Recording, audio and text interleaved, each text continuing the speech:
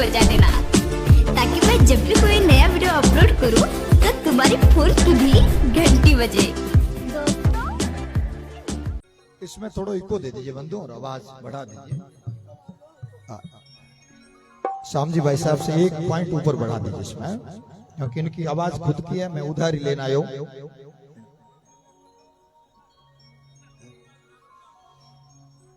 वैसे श्याम जी भाई साहब, मैसूर की जो हमारी प्रजा है, पब्लिक है, वो अद्भुत है। अब अभी कह रहे थे कि पूरे झुंड के झुंड में नाच रहे थे, ये तो चार आनीज है। बहुत बढ़िया भक्ति परिचय दियो। मैं सबों पहला भगवान ने प्रार्थना करूं कि जिन्ना स्मरण मात्रों पाप ताप शाप मिटे,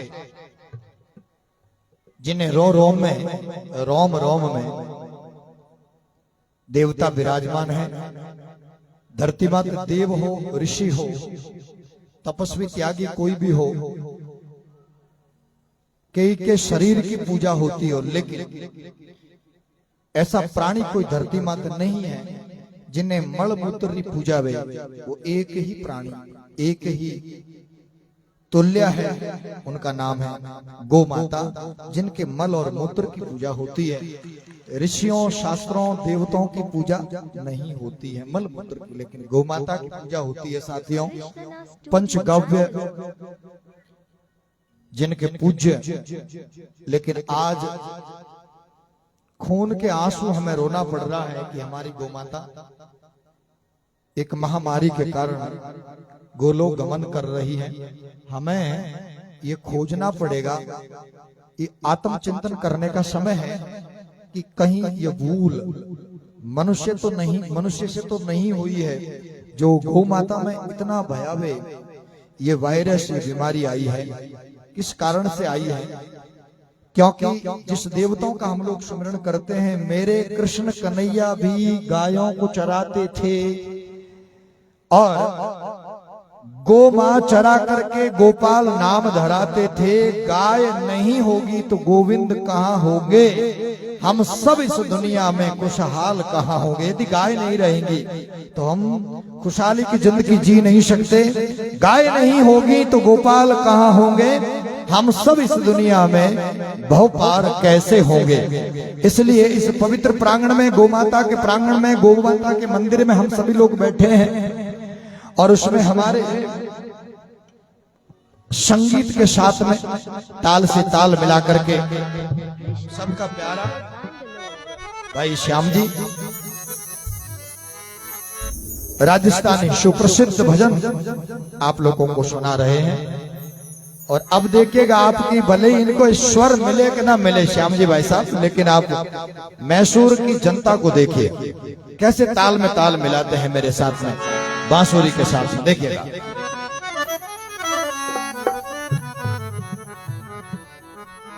कृष्णा स्टूडियो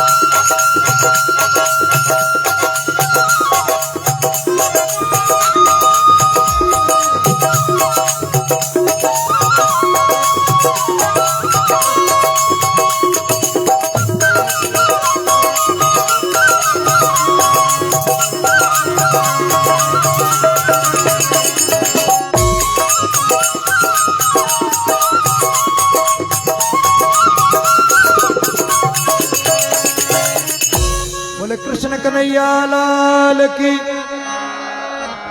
देखिए, आप सभी गो प्रेमी भक्तजनों का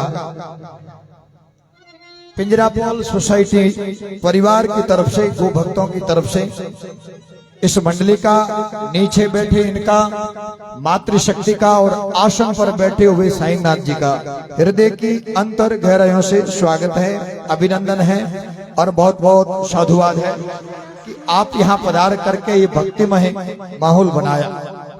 साथियों मित्रों, हमें सभी को चिंता के साथ साथ में चिंतन करने की आवश्यकता है। चिंतन विद्वान लोग करते हैं, विचारक लोग करते हैं चिंतन, और चिंता हम सभी लोग करते हैं। इस समय दोनों करने की आवश्यकता है।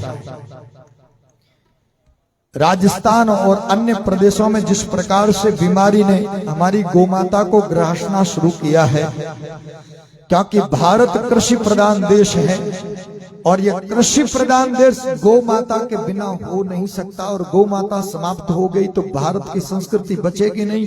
भारत की संस्कृति बचेगी नहीं तो ये साधु सन्यासी खुल करके बाहर आ सकते नहीं, अपनी संस्कृति को बाहर बता नहीं सकते। और इसलिए भारत श्रेष्ठ इसीलिए था कि सनातन धर्म का पोषण करने वाली गौ माता का दूध पीने वाले लोग, दूध की नदियां गौ माता बहाती थी, लेकिन आज उसी गौ माता का खून बहा रहा है। या राजस्थान की धरती पर, पवित्र धरती पर, ऋषियों मुनियों सूरवीरों की धरती पर उस वायरस ने गौ माता को पकड़ रखा है। और ये साउथ भारत में 5-7 राज्यों में कसाईयों के हाथ में गौ माता खुलेआम कत्ल खाने में जा रही है। जैसा कि हमारे श्याम जी भाई कह रहे थे कि साधु सन्यासी धर्म की डोर को पकड़ करके चला रहे हैं, लेकिन यदि आप लोग साथ में मुठियां बांध करके कड़ी से कड़ी जोड़कर नहीं चलाएंगे तो अकेले साधु सन्यासी भी कुछ कर नहीं सकते। इसलिए आपको भी आवश्यकता पड़ रही है, प्रार्थना करने की आवश्यकता पड़ रही है। प्रभु से प्रार्थना कीजिए कि हमारी गौ माता बचे। जैसे कि बताया गया अभी कि ये जो पीड़ा कहीं मनुष्यों के ऊपर तो नहीं आ रही थी, क्योंकि गाय, गंगा, गायत्री, धरती माँ, जन्म देने वाली माँ पीड़ा समझती है। गायत्री गंगा माँ हमारे अज्ञान को हरती है, गंगा मैया हमारे पाप को हरती है, और जन्म देने वाली माँ हमें संसार दिखाती है, और गौ माता हमें दूध पिला करके वैतरणी और अन्य पापों से मुक्त करती है। वही गौ माता अपने पुत्रों का संकट अपने ऊपर ले सकती है।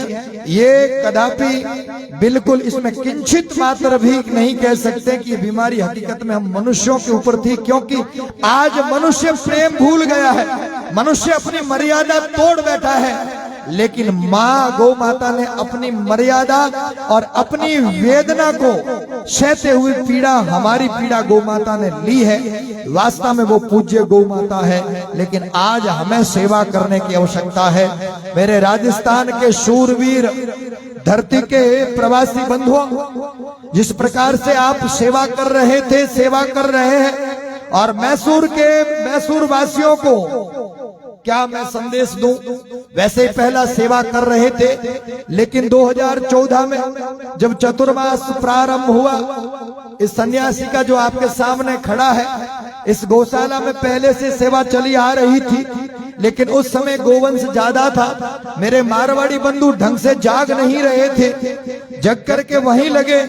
लेकिन जब चतुर्मासिया हुआ तो मेरे ख्याल से 8 साल हो गया है, 2014 से 2022 कितना हो गया है? आज तक निरंतर 5 बजे उठ करके स्वयं कभी अपने घर के आंगन का झाड़ू ना निकालने वाले मारवाड़ी बंधु, खुद को अपने आप को सेठ समझने वाले मारवाड़ी बंधुओं ने निर्णय लिया कि अब हम स्वयं सेवा करेंगे। 8 साल से जिस बंधुओं ने इस गौशाला को अपना तन मन और धन दे करके, गौ माता का गोबर तक उठा करके आज भी वो निरंतर सेवा चल रही है, और उनको मैं इस मंच की तरफ से और सभी गौ भक्तों की तरफ से बहुत बहुत साधुवाद और बहुत बहुत धन्यवाद। हर जगह करनी पड़ेगी सेवा, त्याग समर्पण तब होगा। आपको मैं साथ साथ में एक निमंत्रण भी दे दूं। निमंत्रण यह है कि एक टी नरसीपुरा करके गांव है पास में, यहां से 30 किलोमीटर दूर, वहां भी वैसे इस गौशाला की एक और शाखा है। कहां है?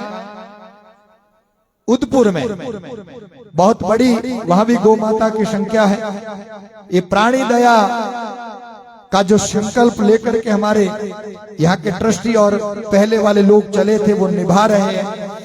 हम लोग भी यहाँ से 30 किलोमीटर दूर, पहले 14 से यहाँ शुरू किया, यहाँ से सीमा बढ़ाते बढ़ाते हम लोग और पहुंचे हैं। मैं साउथ भारत के लगभग सभी राज्यों में इस गौ माता को राष्ट्र माता का कैसे दर्जा मिलेगा, हम सेवा करेंगे तो नारों से दर्जा मिलने वाला नहीं है। गौ माता को बचाएंगे, नारों के और ऊपर हाथ करने से गौ माता बचने वाली नहीं है। हर घर में एक एक गौ माता होगी तो ही गौ माता बचेगी, नहीं तो गौ माता बचने वाली नहीं है। और ये संकल्प हमें लेना है। भारत को सक्षम बनाएंगे, नशा मुक्त होंगे तो भी भारत समृद्ध बनेगा, भारत शक्तिशाली बनेगा। नहीं तो कहे कि मैं तो गुटखो खाऊं, बीड़ी पीऊं, शराब पीऊं, डोडा पीऊं, लेकिन तू मत पीऊ, जो हानिकारक है। ऐसे भारत की युवा शक्ति सशक्त हो नहीं सकती।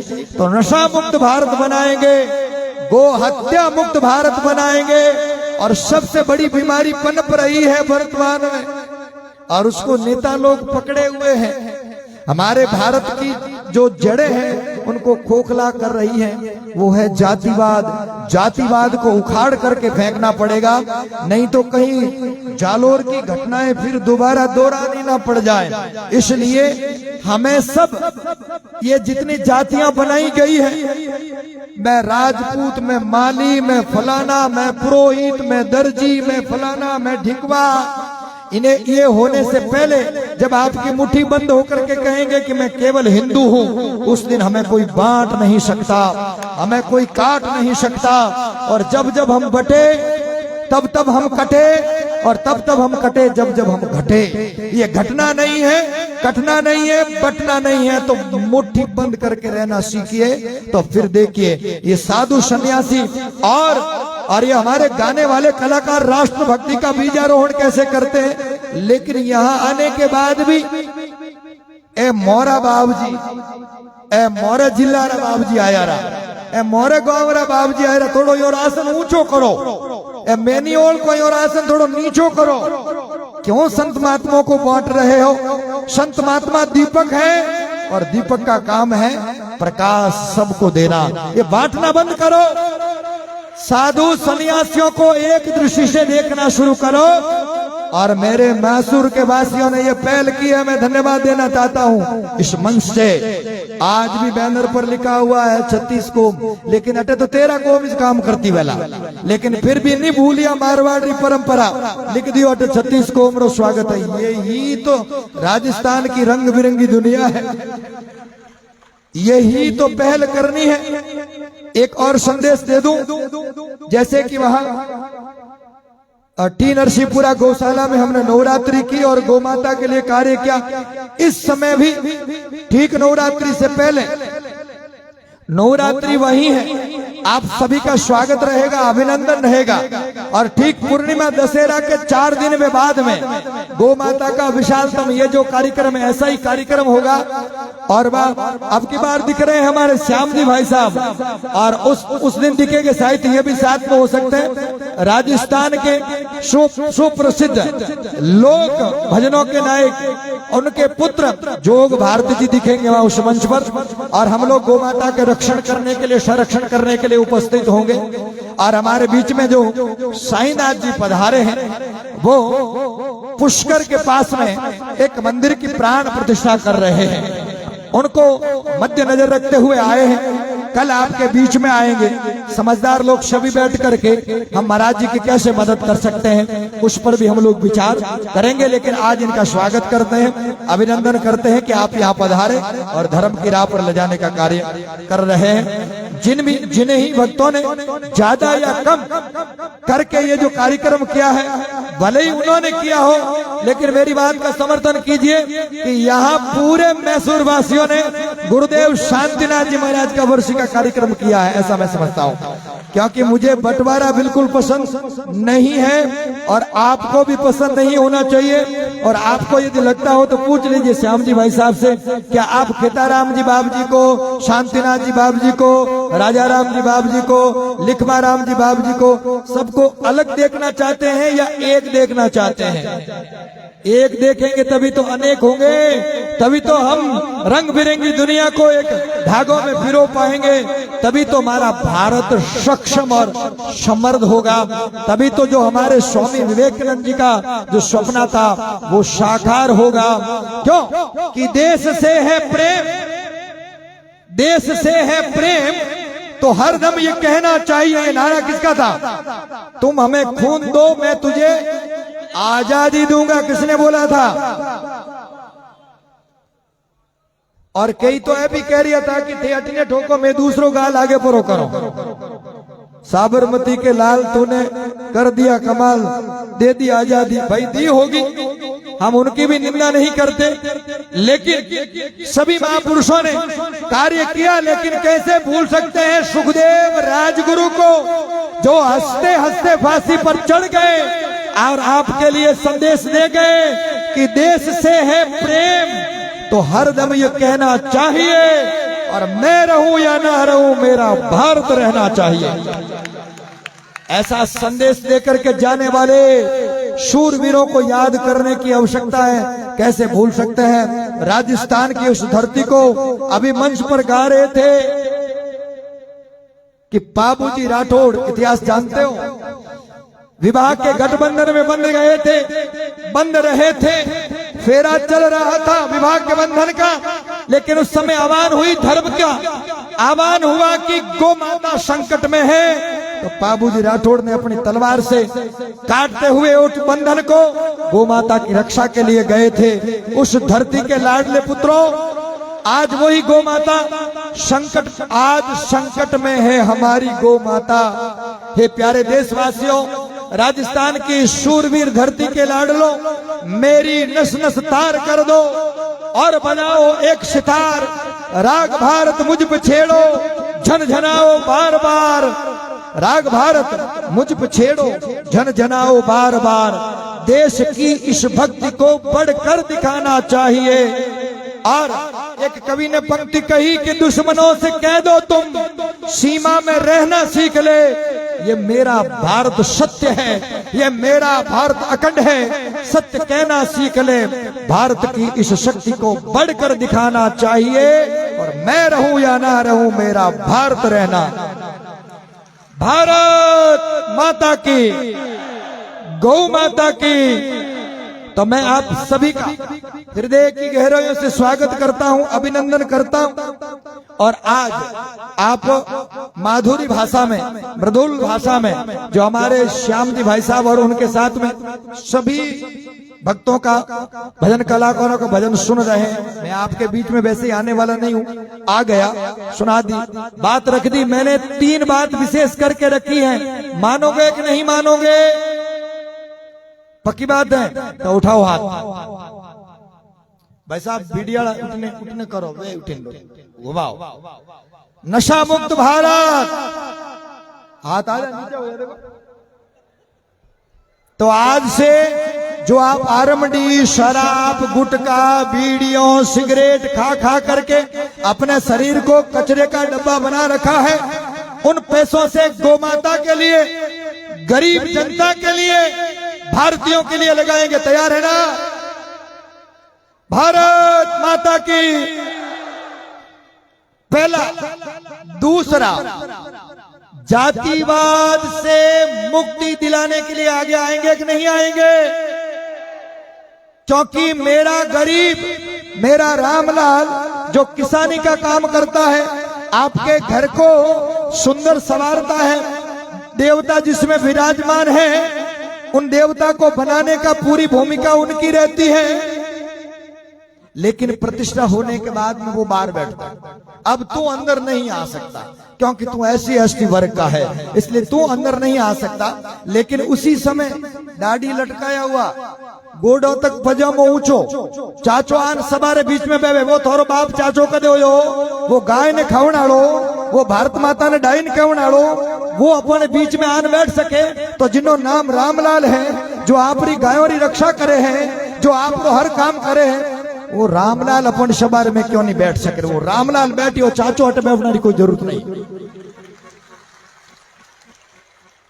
तो नशा मुक्त भारत और दूसरा है जातिवाद मुक्त भारत बनाएंगे। मेरा संकेत समझिए। और तीसरा नारा है अंधविश्वास से मुक्त भारत।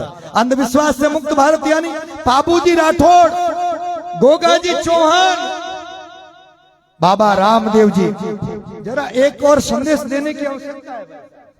लोग कहते हैं कि मैं भी मानता हूं संविधान जिसने लिखा उनका हम लोग सम्मान करते हैं। बाबा रामदेव कितने साल पहले हुए लोग जानते हैं? कितने? 300 साल पहले, 200 साल, 500 साल है,